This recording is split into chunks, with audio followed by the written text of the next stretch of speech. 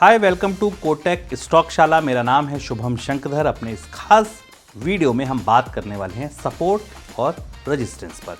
क्या होते हैं सपोर्ट और रेजिस्टेंस?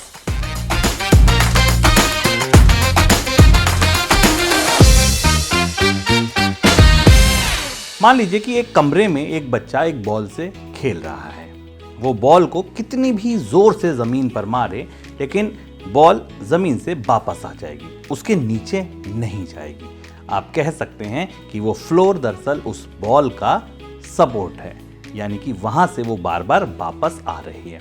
ठीक इसके उल्टा, अगर वो बॉल कितनी भी जोर से ऊपर क्यों ना उछाले, बट वो बॉल सीलिंग से लगकर वापस आ जाएगी। उस बॉल के लिए वो सीलिंग ही दरअसल रेजिस्टेंस है। अब आप स्टॉक के भाषा में इसको समझ लीजिए।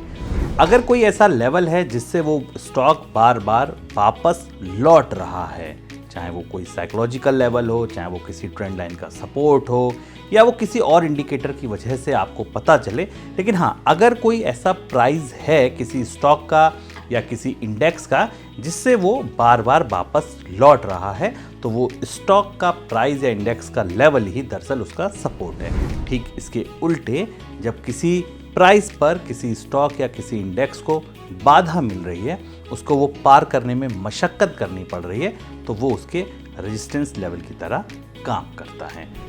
इन सपोर्ट्स और रेजिस्टेंस को हम पहचाने कैसे, कौन कौन से तरीके ऐसे हैं, ये हम समझेंगे अपने अगले वीडियो में। सपोर्ट और रेजिस्टेंस क्यों मायने रखते हैं? तो ये कई बार आपके टारगेट्स को और आपके स्टॉप लॉस को मैनेज करने के लिए मायने रखते हैं। मान लीजिए आपने कोई स्टॉक खरीदा, तो जो उसका रेजिस्टेंस होगा दरअसल वही आपके लिए उसका पहला टारगेट होगा।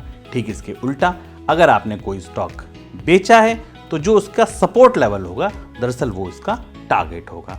स्टॉप लॉस इससे उल्टे होंगे। अगर हमने कोई स्टॉक खरीदा है, तो अगर वो सपोर्ट लेवल को तोड़ता है, तो दरअसल वो स्टॉप लॉस की तरह काम करेगा। टेक्निकल एनालिसिस की दुनिया में सपोर्ट और रेजिस्टेंस बहुत ही महत्वपूर्ण भूमिका निभाते हैं।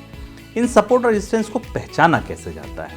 कौन से इंडिकेटर्स, कौन सी ट्रेंड लाइंस, कौन से ऐसी बातें हैं, ऐसे चार्ट्स पे ऐसी कौन सी चीज़ें हैं जो हमें सपोर्ट्स और रेजिस्टेंस को पहचानने में मदद करते हैं, ये समझेंगे हम अपने अगले वीडियो में।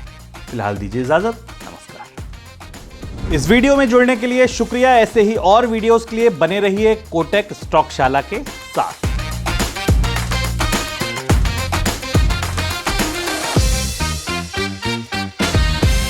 Investments in securities market are subject to market risks. Read all the related documents carefully before investing.